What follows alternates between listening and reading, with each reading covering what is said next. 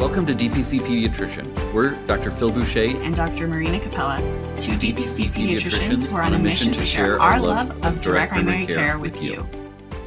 Hey everyone, welcome to another episode of DPC Pediatricians. We today are talking about the curbside consults, not from your colleagues, but from your neighbors and people with your cell phone number.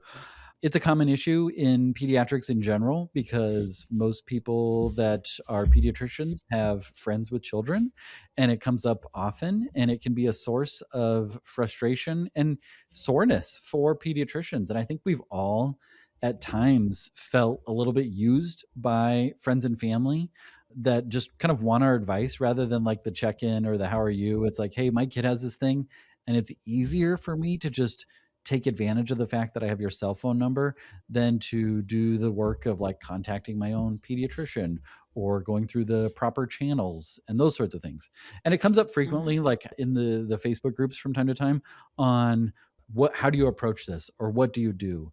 And I think it's something that at first, when you're not busy, it's like, oh, people need me, I'm going to help.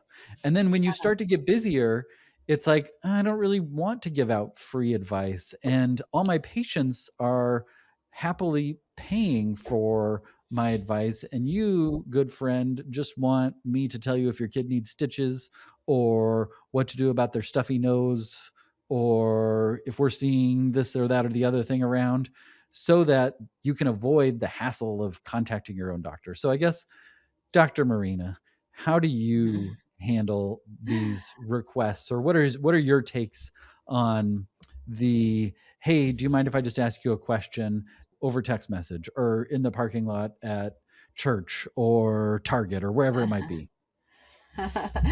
Well, first of all, I'll say I don't always handle them optimally. And I think most of us can probably say that we've in the beginning been eager to offer help and then reached a certain point where we start to feel resentful because it's crossing a certain line, or maybe we're already exhausted and then we're being asked to expend extra energy that we don't have on someone who's not paying us or giving us anything in return, right? Right. And so I think that issue with the reciprocity or lack of reciprocity is where we get into trouble, right? When someone is always asking, but they're not offering us anything in return, right? For our time, it'd be like our help.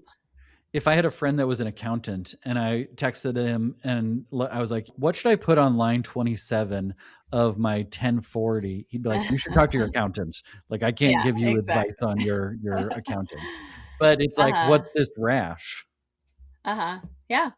So I haven't always handled it optimally, right? Sometimes I have given in and given advice and then later felt kind of used, right? Or resented the time that I didn't have or energy that I didn't have that I gave anyway. But sometimes I have felt like, okay, this is a unique situation where I feel like I do have a little extra energy to expend, or this is someone who has done really nice things for me in the past, and I feel like I can repay the favor. Just a couple of weeks ago, in fact, there's this lovely Polynesian family that lives near us, and they had a close relationship with my husband even when he was growing up, and his parents, they helped plan both of their funerals. They have always come out in times of need. When a tree fell down in the yard, they came and they were there with their 4 kids, like helping to clean up the mess. So this is a family where I really feel like, okay, if I can ever offer something in return, this I'm going to, right? And so the grandmother called me. I was headed home from work already, and it was like 7:30 p.m. on a Friday evening or on a Thursday evening. And I was tired. And she said, my little grandson, they were at this church gathering at this party, and my daughter, who was a teenager, was like swinging him and he injured his elbow. And I was like 90% sure that this was a nursemaid's elbow just by the description that he's like holding his arm. I saw plenty of these in urgent care, etc. And so I was like thinking through it as I'm on the phone with her. I'm like, I'm exhausted. I don't really want to have to like go back to the clinic. And this is of someone who's not my patient. This is her grandchild. And so I thought really quickly in my mind, how can I do this in a way that still reciprocates what they've given to me, but also doesn't take too much of my time or energy? And I said, you know what? are they willing to meet me at my house? Because I'm 10 minutes away, I'll be home. And if they meet me there, then I can see him and at least tell you, okay, this needs to go to urgent care because it's a fracture, or Right. this is a nursemaid's elbow and I can fix it. And so Right. they ended up meeting me 15 minutes later at the house, and I spent 10 minutes fixing this kid's nursemaid's elbow. In fact, Mhm. just like 5 seconds, but then I like to observe them for a little while to make sure that they're You doing can't make it better. look too easy to get the nursemaid's Right. elbow fixed and be like, Exactly. you guys could have YouTube this, So but yeah, and they were so grateful, really appreciative. The grandma brought me flowers the next day. no. That was an interaction where I felt good. It was only 10 minutes of my time in the big picture of things, and I was reciprocating something that I felt Right. good about. Now, on the other end of the spectrum are people that you hardly know, or friends who haven't talked to you for 3 years or 5 years, and then they text you with this barrage of medical questions, right? Totally. Expecting you to drop everything and help them.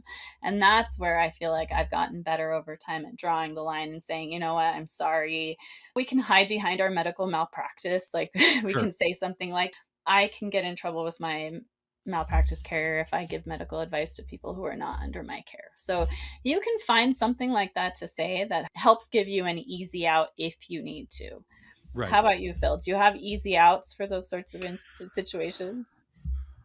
I mean, I think if we were willing to have those difficult conversations, the conversation would look like, hey, it doesn't feel right for me to give you medical advice because I'm not your doctor.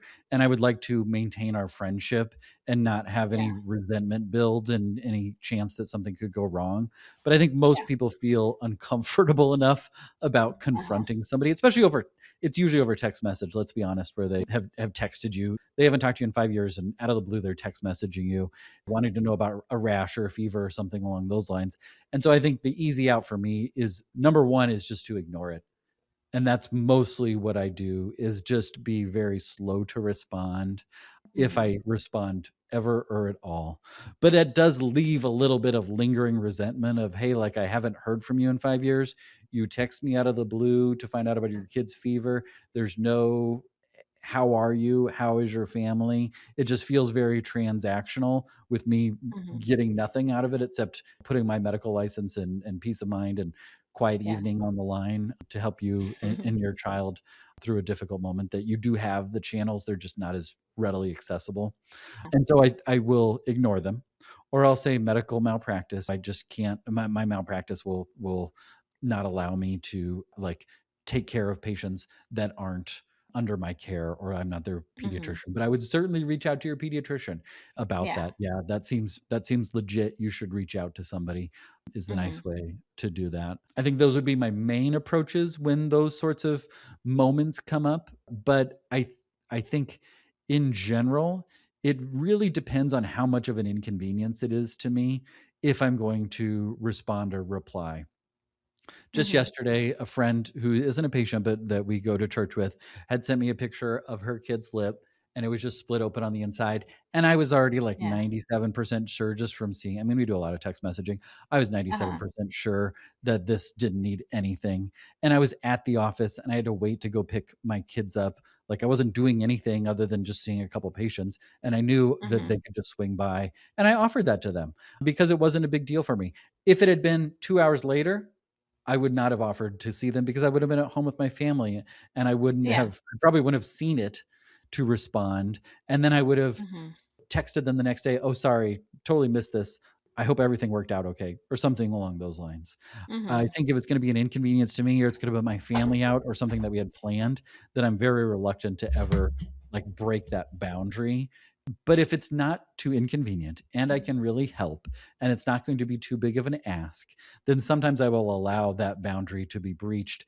And yeah, here's what I would typically do if it's something that's very straightforward. I'm not going to work up your kid's 103 fever over text Mhm. message and just be like, nah, it's fine. Yeah. Just give me some Motrin and keep going. But if it's Uh-huh. something that's very straightforward like that, I'll try to help when I'm able to, knowing that hopefully it will come back around and karma will be in my favor at some point. Yeah, I agree with that kind of general sentiment. If it's something that literally takes a few seconds, I also don't sweat it too much. Like if I happened to see this text, I'm going to reply something quickly and then that's done. right? Right. Now, if that were to become a repeated pattern of someone who's not giving me anything Right. and every week or every month they're texting me a question, then that Hmm. comes into problematic territory for me, because it's like, okay, you just want to have the benefits of a membership without giving me Totally. a penny.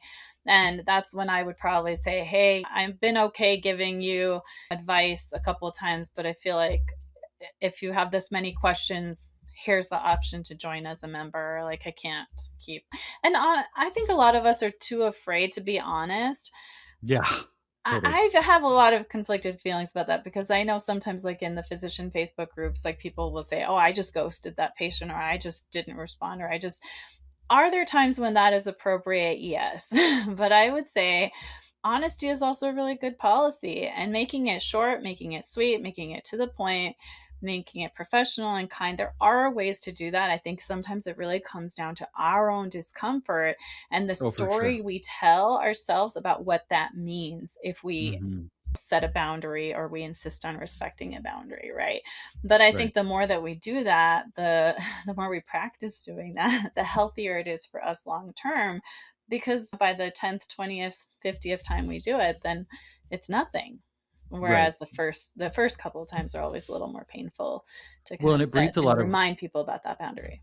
resentment when you don't do it honestly, or you just ghost them, or you don't reply. Like, as you're saying all that, I can think of somebody that will text me things that are completely not necessary to text, like about ear piercing or sending a picture of their kid's earring. Like, those Yeah. things just add to the resentment of, hey, it would be more appropriate if you reached out to my office if you actually need help. Or, Yeah. hey, I can understand where you're coming from, but it's really important for me to keep these boundaries between friendship and clinical care. I do take care of friends in my practice, but it's through my practice and not over my personal messages and those sorts of things. And Yeah. I think that if you felt comfortable with that, like even if you just had a script, like a dot phrase, that would be Mm-hmm. helpful. And maybe that's something that we could develop, is just like a little dot phrase to deal Uh-huh. with the discomfort of being kind but firm with, hey, this is not exactly the relationship that I'm looking for. Because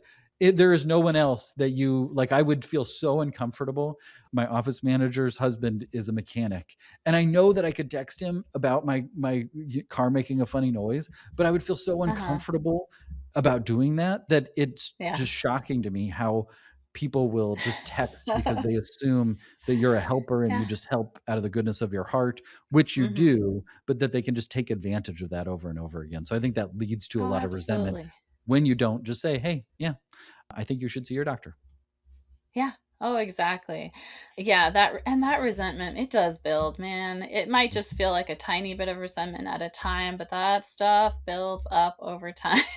And then and it's that phenomenon of like, okay, resentment the first time, a little bit the second time, a little bit the third time. And by the time you get to the 10th time, you suddenly find yourself wanting to explode back at the person who they didn't know they did anything wrong, and why are you Totally. exploding at them? But Hmm. it's not actually because of what they did in that isolated circumstance. It's because of the resentment that you allowed to build over those 10 times. And I know that I've Truth. experienced this myself, right? Oh, I'm sure everyone that's listening right now can say, yep, been there, done that. I can think of 3 people off the top of my head that I hold uh-huh. that grudge against, that they don't know because they have sent Uh-huh. me silly text message medical questions that were not appropriate. Right, exactly. Yeah. So we've kind of talked about kind of the two extremes of like, sometimes it's appropriate to ghost on one extreme of things, or just not respond, right? Most of the time you want to do maybe something in the middle, or on the other Right. end of things, just be really direct and be really honest. Now, I would say in between is also the give it time. Don't respond right away, right? You could have been at the gym, you could have been traveling, you could have been, they don't know, right? You Right. could have been really busy dealing with patient visits or meetings. And so if you give it a couple of hours to before you respond, sometimes they will have had to find an alternative to answer their question, and then you don't have to be in the same position of being the first line needing to address their question, right? Yep. So if you give it like 5 hours and you're like, "Oh, sorry, just saw this. Do you still need advice, or did you figure it out?" That gives you an opportunity to kind of nudge them to find an alternate solution. than Totally. just relying on you. Have you ever done that? I've done that for sure of, "Hey, how did this work out?" or something like that. "Just saw this, how did it work out?" or something along those lines. As you're saying all that, I'm thinking of the snarky thing to do nowadays would be to Uh-huh. schedule a message to, like, they send you a message at 8 p.m. and you schedule a reply to go out at 2 in the morning or something like that. Just be like, "Oh, yeah, that is inconvenient to get woken up to a text message," like, "Oh, yeah, I'm so sorry, I just saw this." That sort of thing. I wouldn't do that, but it is tempting now that I've thought of it. Um, You just fantasize about it to feel a little better. Yeah.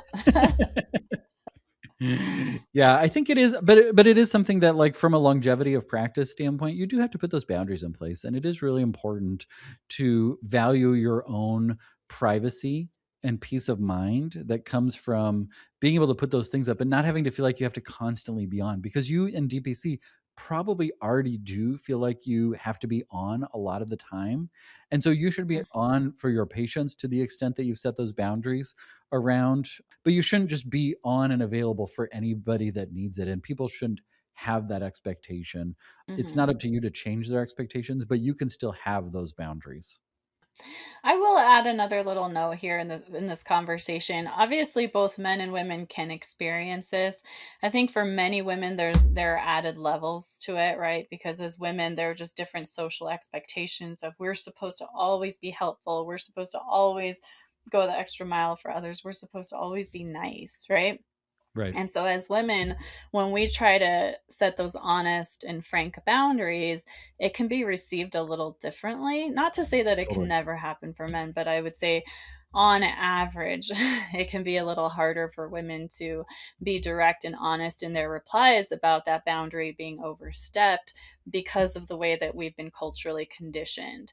And Totally. so, it becomes even more important for us to really examine, okay, what are the beliefs that I hold about myself, or what are the habits that I've developed over my lifetime, even just unexamined kind of thought patterns around this whole thing. What is it that makes me uncomfortable? What am I afraid of? Why am I reactive? And how can I come up with just like two or three pre thought out phrases that I have always at my disposal that I can pull out when these things happen? Because if you think about it in advance and you already have a plan for what you could say in these circumstances, it's going to be a lot less stressful when the circumstances actually happen, and you're going to feel more comfortable setting that boundary or respecting that boundary that you've created for yourself of like, okay, I'm going to think through 10 scenarios or just a couple of scenarios, just like we've talked about today. What if this happens? What if that happens? How will I respond? And again, if you've already thought that out, you're already going to have a response pre-thought out Totally. and you'll be Yep. able to pull it out of your pocket, type it out, and make it less overwhelming for yourself. Totally, because it is the thinking. Like, you've spent so much time thinking about it that you might as well just tell them that they don't need stitches rather than, like, craft this perfectly worded thing of, like, you should talk to your own doctor. But I completely Mm-hmm. agree with you that if somebody texts me and I say, "Hey, I'm trying to spend time with my family right now, but I would talk with your doctor," they'll be like, "Oh, what a good dad. He really wants to be present for his kids." And if a mom had sent the exact same message, I could see the person replying like, "This, can't you just give me 2 minutes of your time?" or something like that, Mm-hmm. because of the way that society has set those unreal and unfair expectations. So I definitely realize Mm-hmm. that it's easy for me to say those sorts of things compared to our female colleagues that deal with it in a much different way than I do, and Mm-hmm. all of that. So yes, that is Mm-hmm. 100% true. Yeah. And I think that speaks to, like, what you were saying, like a dot phrase essentially on your phone, Mm-hmm. that you can Yeah. have a dot phrase for distant people that you haven't seen in 5 years, a dot phrase for people that you see at the school pickup line or at church or wherever, and then a dot phrase for your Mm-hmm. closer friends that all communicate the same message lovingly, Yeah. respectfully, and allow you to then not get stuck on that. Yeah. And if that's hard for you to do right away, give yourself some time, that time Yeah. buffer, right? Wait a couple of Mhm. hours before you respond, right? Because you have no obligation to this person Right. who is not a paying member to reply right away, right? Just remind yourself of that, give yourself some grace around it, and also give yourself some opportunity to experiment. Say, okay, I think I'll start replying this way. Try Yep. it, see what happens. If you don't like it after a couple times, you can change it up. Give yourself that grace to say, this is an experiment in a new way of communicating and new way of respecting my boundaries. And I can iterate. I can try new things over time and get more comfortable with it. So, Amen. yeah. So hopefully you've found some of this helpful. This episode topic really came out of some conversations in the Facebook groups that we've seen over the couple of years, as physicians basically saying this family member or this friend or this neighbor keeps reaching out and asking for free advice, and I'm tired of it. What do I do? Right? And just know that there are things that you can do that don't take a lot of emotional energy if you just spend a little time thinking about it. Yep. Takes some work though. Absolutely. All right. Thanks everyone for listening. Until next time.